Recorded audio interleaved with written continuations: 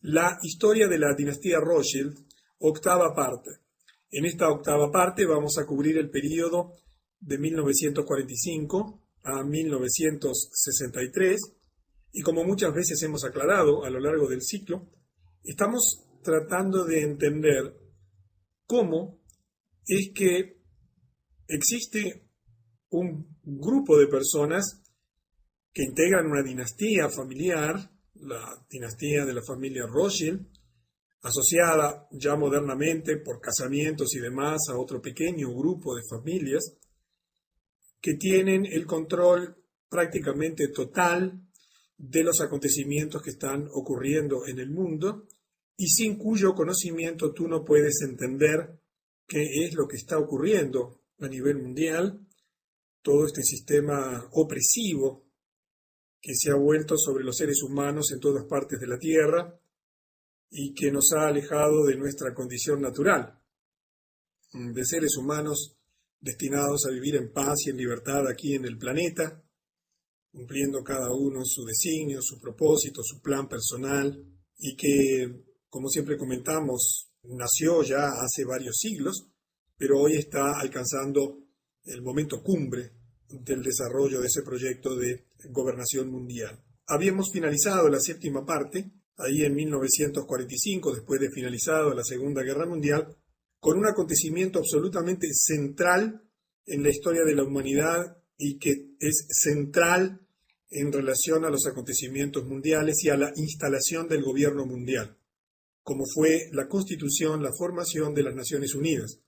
Un viejo proyecto Rothschild que había comenzado y fracasado al final de la Primera Guerra Mundial con la Liga de las Naciones, pero que ya tenía su antecedente en el Congreso de Viena de 1812, en fin, una cantidad de intentos de establecer un gobierno supranacional como lo es el gobierno de las Naciones Unidas, que hoy controlan tu vida, ¿sí? Cuando, por ejemplo, dicen que hay una pandemia mundial, pregúntale a los amigos mexicanos que están aquí cómo les fue, las Naciones Unidas inmediatamente, verticalmente, lanzan una orden y allí tu Ministerio de Salud, el de mi país en Uruguay, el de Perú, el de Venezuela, inmediatamente tienen que acatar órdenes porque han firmado acuerdos y si no los cumplen, inmediatamente son sancionados, se le quitan préstamos, asistencia técnica, ayuda militar, etcétera, etcétera, y por lo tanto son obligados. Y en este momento, por ejemplo, si tú conocieses el Reglamento Mundial de Salud, te horrorizarías de lo que podría pasar en tu país si se declara una pandemia, normalmente inventada. Bueno, aquí los amigos mexicanos le pusieron tapabocas durante algunas semanas, los amordazaron, no podían salir a la calle así, desvaciaron las ciudades, hicieron lo que quisieron, porque México, entre otras cosas, es un país que utilizan mucho para experimentar parte de su proyecto de gobernación mundial. Y dicho esto todo, como uno de los tantos ejemplos que te podría contar de lo que hace las naciones, el sistema educativo, el sistema militar, etcétera, etcétera. Vamos a continuar porque vamos a tener una serie de sucesos muy importantes. En 1947, los ingleses que antes de la Segunda Guerra Mundial declararon que no habría más inmigración de judíos a Palestina. Estamos hablando de un tema central dentro de este proceso de gobernación mundial, de la instauración del gobierno mundial. Dentro de ese proceso, la creación del Estado de Israel y particularmente el control de Jerusalén es una parte esencial del proyecto de gobernación mundial. ¿Por qué? Porque quieren instalar el gobierno mundial en Jerusalén, que es el lugar por definición donde intentan poner un gobierno absolutamente contrario a los intereses de Dios. Es una ciudad elegida para su pueblo por Jehová, el Dios de los judíos, que fue, digamos, instaló esa ciudad como una ciudad santa, y por eso esa puja mundial que hay por ese territorio no es casualidad, y entonces el proceso de control de toda esa zona palestina es absolutamente importante comprenderlo para entender los sucesos mundiales, porque en poco tiempo verás acontecimientos que te van a dejar pasmado allí en esa zona. Recuerda que hubo un acuerdo entre la familia Rothschild y el gobierno de Inglaterra para incorporar a Estados Unidos a la Segunda Guerra Mundial a cambio de cederle la tierra, una parte de la tierra de Palestina. Cuando llega el año 1947, habían declarado ya antes de la Segunda Guerra Mundial que no habría más inmigración de judíos a Palestina. ¿Por qué? Porque tenían que proteger a los palestinos y a los propios soldados británicos que vivían allí por un grupo armado israelí, y entonces transfirieron el control de Palestina a las Naciones Unidas. Es decir, ¿qué hizo Inglaterra? Se sacó de arriba el problema y se lo dio a las Naciones Unidas. La resolución 181 de 1947 fue un momento muy importante porque en esa resolución, después puedes ver en internet, yo hoy te voy a dar, y lo voy a hacer todas las reuniones que tengamos de aquí en más sobre este tema, un archivo al final para que tomes un par de temas y busques información si te interesa.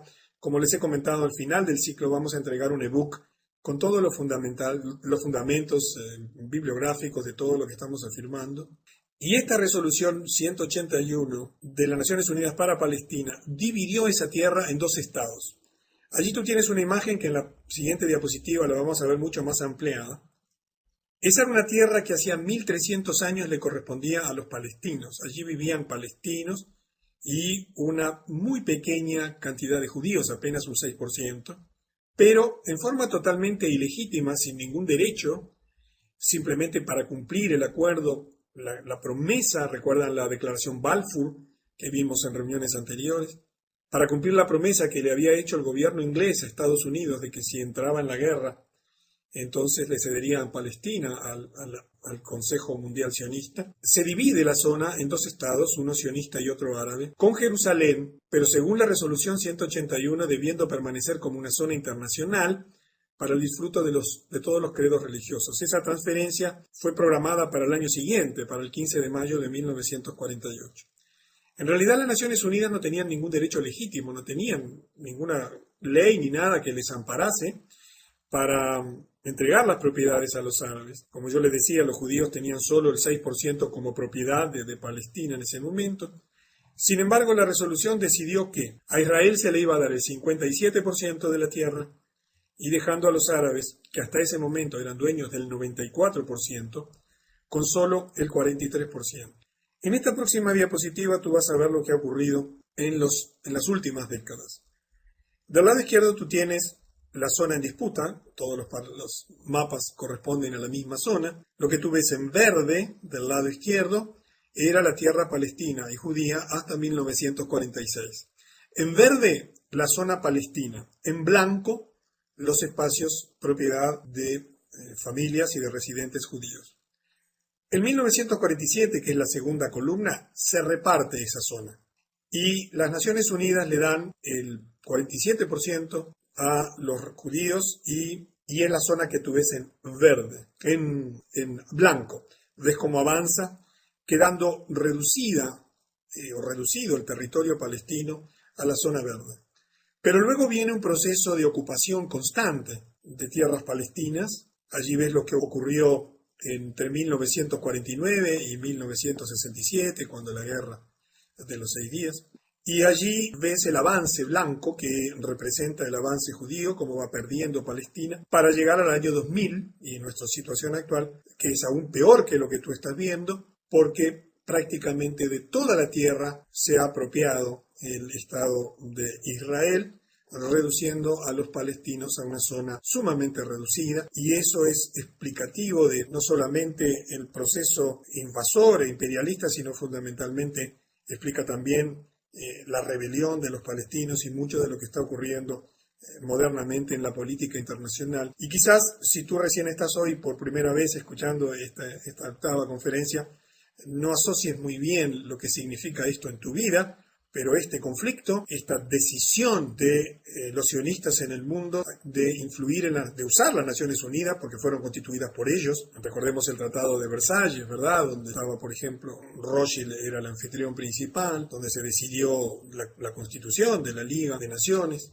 Entonces, hoy ese conflicto está siendo un meollo del mundo y, bueno, de allí se espera que surja la Tercera Guerra Mundial y muchos acontecimientos que van a significar un cambio profundo en la historia de la humanidad. En 1948, recordemos que el 15 de mayo fue la fecha acordada para la sesión de derecho y la fecha oficial de la Constitución del Estado de Israel. El presidente Harry Truman había sido sobornado por los Rothschild con $2 millones que fueron utilizados para su campaña presidencial y reconoció a Israel como un Estado soberano.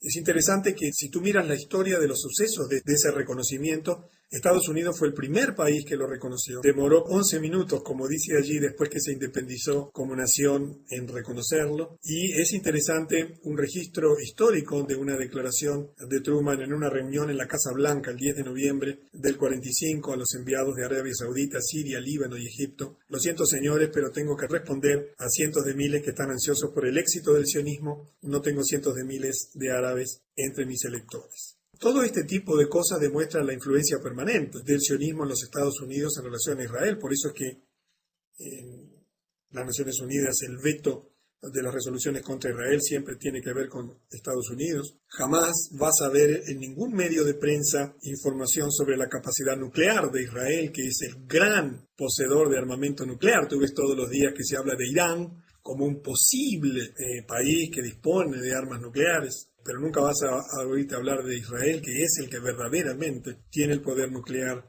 en la región. Y este juego de poder es absolutamente trascendente porque muchas de las dificultades que tú tienes en la vida y que tienen en tu país tienen que ver con este proceso de gobernación mundial, con esas inmensas transferencias de dinero fenomenales que hay desde tu país hacia la banca financiera internacional. Recordemos la semana pasada cuando hablamos del BIS. ¿Recuerdas el BIS, el Banco Central de los bancos centrales del mundo, que seguro no sabías que existía? Cuando hablamos del Banco Monetario Internacional, del Banco Mundial y del Fondo Monetario Internacional. Pero vamos a uno de los acontecimientos que para mí son más descriptivos de todo lo que hay por detrás de lo que tú estás viendo. Ya nos habíamos referido a esto hace algunas reuniones, algunas conferencias, cuando hablamos acerca de la bandera de Israel y su relación con el hexagrama rojo de la familia Rothschild. En ese año, en 1948, recuerda que bajo la influencia de Theodor Herzl, se creó la bandera de Israel. Se dio a conocer, a pesar de que había una tremenda oposición interna, debido a que el emblema de la bandera es una versión en color azul de los Rothschild, del hexagrama rojo o sello rojo. Recuerdas que Rothschild quiere decir en alemán sello rojo. Fue un cambio en su apellido para poder utilizar y hacer una referencia directa a ese hexagrama rojo, hoy también mal conocido como la estrella de David. Eso irritó a muchos judíos. Y vamos a ver algunas de las muchas razones que hacen y sorprende que en la bandera de Israel se haya elegido nada menos que un símbolo absolutamente satánico para utilizarlo como el emblema nacional. Una primera razón es que ese hexagrama representa o es el símbolo del dios Baal, el dios Moloch.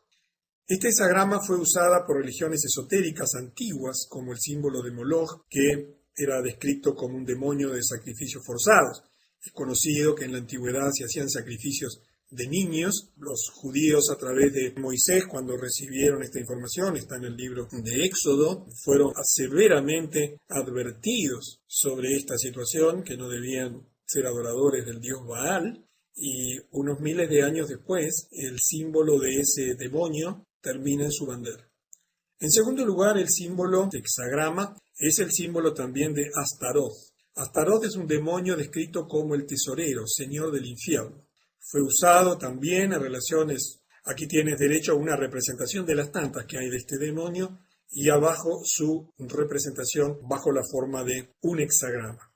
Imagínate para los judíos correctos, para los judíos que realmente sabían de qué estaban hablando, tener que ver flamear en su bandera nada menos que ese símbolo. Ese símbolo también está asociado al búho como símbolo de Moloch. Es de hecho una representación de Moloch y una divinidad babilónica, y también de Lilith, que es una divinidad sumeria. Tú puedes encontrar a Moloch o el búho en diversos símbolos del poder de Estados Unidos. Yo te voy a mostrar el del dólar, por ejemplo, en el Capitolio o en el Congreso. Aquí tienes una imagen de la caverna Bohemia.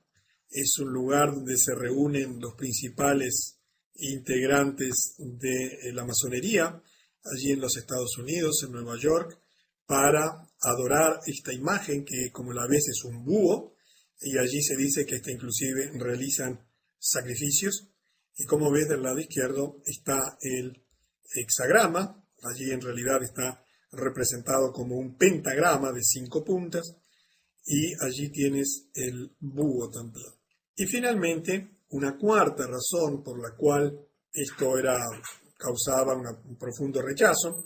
Perdón, antes de ello vamos a hablar del símbolo del dólar. Si después tienes un dólar lo puedes mirar. En el ángulo superior derecho, bien escondidito allí, tienes el búho. En la reunión anterior te mostramos una cantidad de símbolos masónicos que tiene el dólar de Estados Unidos, pero tienes el búho, se ve con una lupa, muy bien escondidito allí, porque es parte de la adoración satánica. Y bueno, también te podría mostrar aquí cómo el diagrama de la ciudad de Washington incluye el búho y la estrella de 6 puntas. En fin, habría mucho para hablar. Y finalmente te comento como cuarto punto que el hexagrama también se ha utilizado para representar a Saturno. De Saturno tendría mucho para comentarte. Ha sido identificado con el nombre esotérico de Satanás. Indica que cualquier persona, el haber puesto esto en la bandera, indica que cualquier persona que murió en el nombre de Israel es en realidad un sacrificio a Satanás. Y estas cosas que te digo, quizás a ti que no tienes mucha experiencia en los temas de gobierno mundial y del nuevo orden mundial, te sorprendan, pero tú piensas que en uno de los estados más importantes de la Tierra, que tú lo ves a diario en las noticias, donde la humanidad pende de un hilo porque la Tercera Guerra Mundial va a comenzar allí, donde las organizaciones sionistas ejercen una influencia muy poderosa en todo el mundo. Estás a punto de ver el descalabro final del dólar en el mundo entero. Está nada más y nada menos que representado en la propia bandera de ese estado. Y es necesario comprender esto para entender cómo juega este proceso de gobierno mundial y por qué hay intención aviesa, diabólica, satánica, de oprimir a la humanidad. En realidad, el emblema normal y natural de la bandera de Israel era el menorá, o sea, el candelabro de 7 brazos. Este es un candelabro que le fue dado a los judíos por Jehová, por su Dios, que estaba en el templo que ellos tenían en Jerusalén, donde estaba el arca del pacto. Es el verdadero símbolo de la liturgia judía. Es el más antiguo símbolo judío provisto por Jehová a su pueblo. Mientras que el hexagrama ni siquiera es un símbolo judío, no existe en la liturgia judía.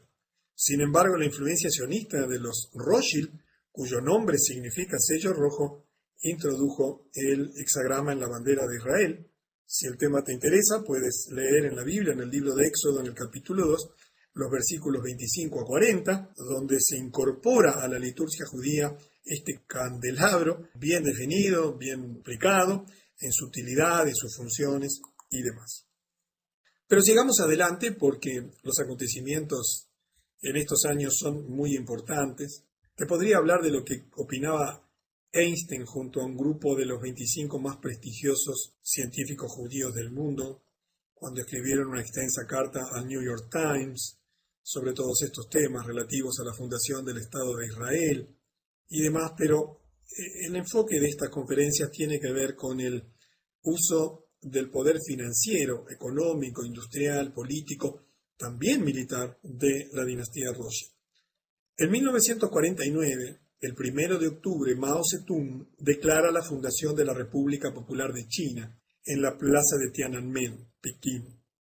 Yo te he explicado muchas veces que la única manera de que exista un movimiento revolucionario, que un país o un sector pueda entrar en guerra, es que exista alguien que financie las armas, que financie la comida, que financie la ropa, que financie los vehículos de transporte. No hay otra manera. Cuando un país entra en guerra, o cuando un movimiento revolucionario, hablemos primero de un país, no puede detraer de su presupuesto anual el dinero para la guerra, porque lo tiene destinado a las actividades normales del país. Debe pues endeudarse, y allí es que aparece la banca internacional financiando, por supuesto, como ya lo hemos visto en innumerables casos, a los dos lados de la guerra, ¿verdad? Como en la guerra mundial financiaban a los nazis y también financiaban a los aliados. Lo mismo pasó con Mao. La única posibilidad que tenía Mao de vencer en China era a través de disponibilidad de dinero. Y la historia es muy clara en esto, no la historia oficial, la que te han contado, ¿verdad? Sino la historia real, la historia que tú puedes encontrar en fuentes independientes, en el sentido de que fue financiado por la banca internacional, por la banca Rothschild, quienes ya habían creado anteriormente el comunismo en Rusia. Estuvo muy asociado Mao a estos agentes Rothschild como Salomón Adler, un exfuncionario del Tesoro de los Estados Unidos, que era un espía soviético, como Israel Epstein, el hijo de un judío bolchevique que había sido encarcelado por el zar de Rusia por tratar de fomentar una revolución, y por Frank Cohen, un alto funcionario del Fondo Monetario Internacional, propiedad de los Rothschild. Debido a la escasez de tiempo, no podemos extendernos más en el tema Mao, pero en el ebook tendrás información ampliatoria si es que este tema te interesa, porque es una parte interesantísima de la historia de la humanidad. En 1951, el 1 de abril, se forma el servicio secreto de la agencia de inteligencia israelí, el Mossad, la que pasará a aterrorizar al mundo, y tendría también muchísimo para hablarte de este tema. El lema del Mossad es probablemente el lema de los servicios secretos. Bueno, el libro es un poco duro en la descripción, más repugnante en el mundo. Dice, por la vía del engaño harás la guerra. Y tendría muchísimo para hablarte, pero simplemente te estoy mostrando puntos que, unidos a los que hemos visto en los últimos 200 años, muestran mojones, son piezas de un rompecabezas que te permiten armar, en definitiva, lo que está ocurriendo en la historia de la humanidad. En 1953, dentro de la expansión comercial y financiera, industrial, los Rothschild fundan la Terranova Corporation Limited para desarrollar 60.000 millas cuadradas de tierra en Terranova, en Canadá. Incluía una central hidroeléctrica para aprovechar el poder de las cataratas Hamilton, más tarde llamadas cataratas Churchill. En ese momento fue el mayor proyecto de construcción a ser llevado a cabo por una empresa privada. Y en 1955 Edmond de Rothschild funda la Compañía Financiera de París. Tú recuerdas que la operación de pinzas por la cual se está controlando el mundo abarca varios aspectos de la historia de la humanidad o del desenvolvimiento de la humanidad. Por un lado, la clave central es el manejo del dinero. Como lo sabes y te lo hemos explicado en muchas de las reuniones, en muchas de las conferencias, el dinero es deuda en sí mismo y es utilizado como un instrumento de dominación mundial. Por eso el dólar hoy, hasta hoy por lo menos, maneja todas las economías del mundo. Tu país no puede importar si no tiene dólares, pero no puede fabricar dólares, no tiene una imprenta, porque la imprenta está en manos del grupo Rothschild, de las grandes casas bancarias del mundo, dentro de la Reserva Federal, de la cual hemos hablado ya extensamente. Por lo tanto, tu país o consigue dólares como consecuencia de la exportación de sus productos o como consecuencia del ingreso de capitales, o de lo contrario tiene que endeudarse para poder comerciar internacionalmente. Pero además, en esa operación de pinzas, se fue extendiendo y, por ejemplo, hemos visto cómo todos los medios de comunicación hoy son controlados por las organizaciones sionistas y tú solamente vas a recibir una información absolutamente manipulada, tendenciosa y generadora de una historia oficial que, por cierto, es bien diferente de la historia real, de lo que realmente está ocurriendo. También dentro de esa operación de pinzas para dominar el mundo, tenemos el uso de los sistemas educativos. No es casualidad el deterioro de los sistemas educativos en todo el mundo, no es casualidad la crisis educativa que hay en todo el mundo y la uniformidad de los sistemas educativos en todo el mundo, que por supuesto vienen perfectamente diagramados desde las Naciones Unidas vía la UNESCO a tu país, al mío y a todos. También en esa operación de pinzas se utiliza el poder político y hemos visto cómo se han creado innumerables organizaciones políticas con la finalidad de infiltrar los distintos partidos políticos. Son financiados ambos bandos, izquierda, derecha, no importa de arriba, de abajo, en todos los países del mundo por los mismos grupos financieros para luego obtener el dominio y el control de esas situaciones. También en el área de la salud, hoy vemos cómo la operación de pinzas también afecta al área de la salud, donde se obliga a vacunar masivamente, donde están estableciendo severísimas normas de control del funcionamiento de los sistemas. También en los sistemas de alimentación, ya en este momento está teniendo vigencia el Códex Alimentario, que ya está rigiendo en tu país, en el mío, en todo el mundo, y te vas a sorprender de las cosas que verás en los próximos años en relación al control de la producción y distribución de alimentos, así como en la producción y la distribución de los suplementos dietarios, las políticas poblacionales, y en fin, dentro de este proyecto y dentro de este proceso, la creación de la riqueza a través del dominio de todos los sectores industriales fundamentales, de todos los sectores comerciales y de servicios fundamentales, es una estrategia fundamental, y hemos visto a lo largo de las conferencias el crecimiento fenomenal de riqueza, que inclusive a fines del siglo XIX ya los ubicaba dominando y teniendo el control de más del 50% de la riqueza del mundo. En 1957, James de Rothschild, uno de los principales, muere y él deja un gran legado, una gran herencia a el Estado de Israel para ser destinada a la construcción del edificio sede del Parlamento, el Knesset. Él afirmaba que la Knesset debía ser un símbolo a los ojos de todos los hombres de la permanencia del Estado de Israel, y también en ese mismo año muere Maurice de Rothschild, y cada una de estas muertes es muy importante porque es sucedido por el hijo menor dentro de la dinastía, dentro de la forma en que se heredaban los derechos para seguir manejando los negocios y las distintas actividades del grupo.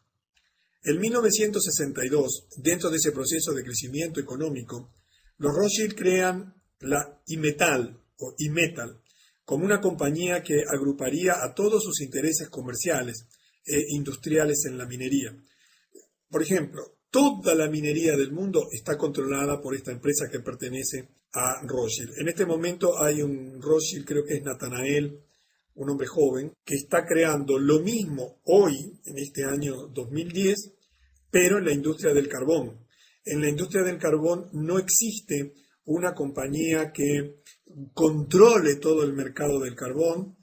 Ya ha aportado $3.000 millones para la fundación de esa compañía, pero en poco tiempo también la producción y distribución de carbón a nivel mundial va a ser absolutamente controlada por los Rothschild como una de las industrias energéticas claves.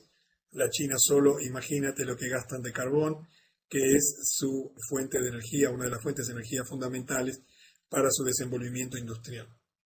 En ese año, Frederick Morton publica un libro, Los Rothschild, en el que señala, a pesar de que tienen el control de decenas de empresas industriales, comerciales, mineras y de turismo, no aparece en ellas el nombre Rothschild. Y observa la reflexión que él hace.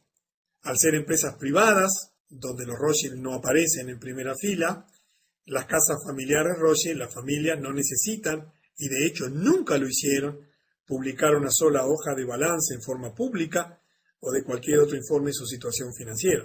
Ya sabemos que nunca la Reserva Federal, que nada más ni nada menos que imprime los dólares para todo el mundo y que se los presta al gobierno de los Estados Unidos, nunca fue auditada, nunca publicó un balance, pero lo mismo sucede con las familias Rothschild. Y esta actitud demuestra su verdadero objetivo, permanecer ocultos tras de bambalina, ejerciendo, monopolizando, dominando, eliminando la competencia y creando su propio monopolio comercial, industrial y de servicios en el mundo, como de hecho hoy está ocurriendo. Y llegamos ya al final de este proceso, de este periodo.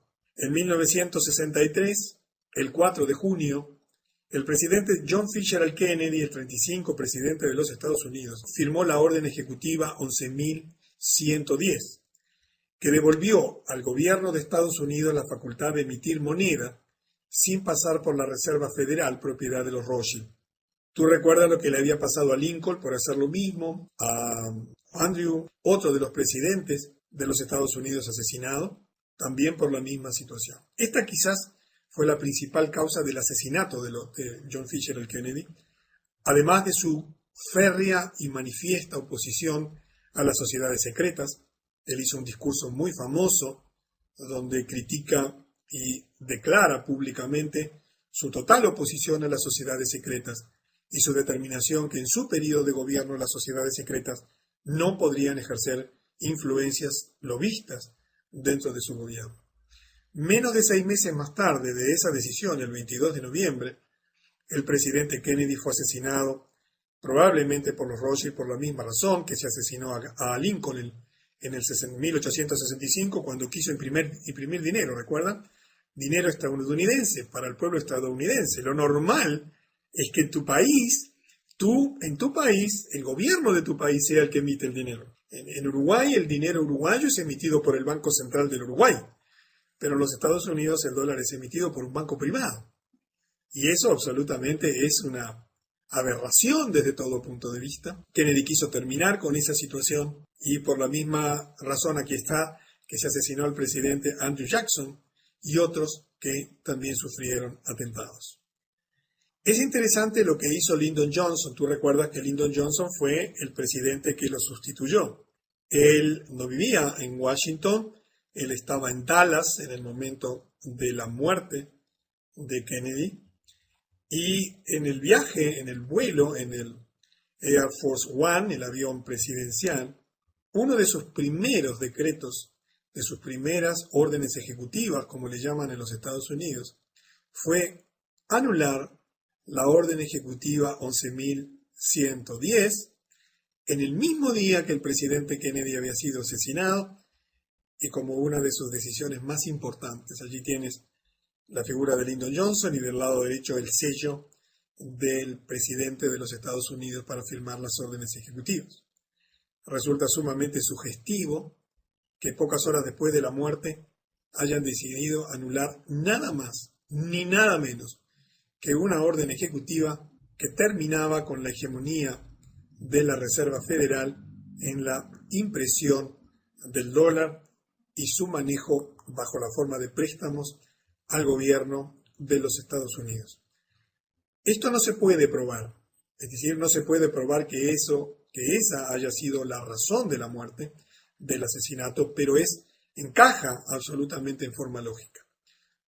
Otra, y probablemente la razón principal para el asesinato de Kennedy, según historiadores, fue el hecho de que él dejó bien en claro al primer ministro israelí David Ben Gurión que en ningún caso iba a estar de acuerdo con que Israel se convirtiese en un estado nuclear. Yo no sé si ustedes tienen idea del poder nuclear que tiene Israel hoy en día, pero Kennedy, consciente de lo que eso representaba en el desequilibrio de poder del Medio Oriente, le había dicho con absoluta franqueza y claridad que de ninguna manera lo permitiría. El periódico israelí Haaretz, el 5 de febrero del 99, en un análisis revisional del libro de Aben Cohen, Israel y la bomba, indica lo siguiente: el asesinato del presidente estadounidense John Kennedy puso fin abrupto a la enorme presión que se aplicaba por parte del gobierno de Estados Unidos sobre el gobierno de Israel de suspender el programa nuclear. Tú ves la presión que hoy se hace sobre Irán. Tú sabes que esa misma presión se hizo sobre Israel hasta que fue asesinado el presidente Kennedy. Esas son las cosas que no se muestran en la historia oficial, pero son las cosas que explican lo que ocurre en la realidad. El libro daba a entender que si Kennedy se hubiese mantenido vivo, es dudoso que Israel hoy en día pudiese tener una opción nuclear que le da una supremacía en esa zona de conflicto absolutamente abrumadora. Si hiciésemos un resumen de este periodo, veríamos una cantidad de sucesos perfectamente hilados, perfectamente orquestados, amalgamados, en la dirección de la instauración del gobierno mundial. En primer lugar, las Naciones Unidas, que es la clave del gobierno mundial. Cuando se haga la declaración final de paz y seguridad en Jerusalén y se reparta, tú verás allí a los ejércitos de las Naciones Unidas controlando esa situación en garantía de, entre comillas, de la paz y seguridad de ese territorio. Has visto durante este periodo un creciente dominio de los Rothschild de la zona de Palestina, porque esto es parte central de su proceso de gobernación hegemónica, porque el gran objetivo final es instaurar el gobierno mundial nada menos que en Jerusalén. Has visto el crecimiento comercial, financiero, industrial que continúa. Has visto el proceso político de control, por ejemplo, hasta asesinar a un presidente de los Estados Unidos, que probablemente pueda ser interpretado o sugerido como posibilidad más concreta para explicar el asesinato de una figura prominente como fue el presidente de los Estados Unidos. En la novena parte de la dinastía Rothschild vamos a abarcar unos años muy cercanos a nosotros, nos vamos a acercar al último periodo, vamos a llegar en este ciclo hasta el año 2006, lo cual nos va a llevar a desarrollar las conferencias 9 y 10, para que al final a todos aquellos que tienen, digamos que han escuchado todas las conferencias, tengas una comprensión completa que te explique lo que está ocurriendo en el mundo y para que en función de la información que recibas puedas comprender lo que va a ocurrir a los efectos de tomar las mejores decisiones posibles para anticiparse a un tiempo de cambio que ya está ocurriendo frente a tus ojos y que en poco tiempo, sobre todo en este próximo año que se inicia, 2011, veremos también, al igual que vimos en este año 2010, acontecimientos sorprendentes. Así que te espero entonces en la novena parte de la dinastía Rothschild.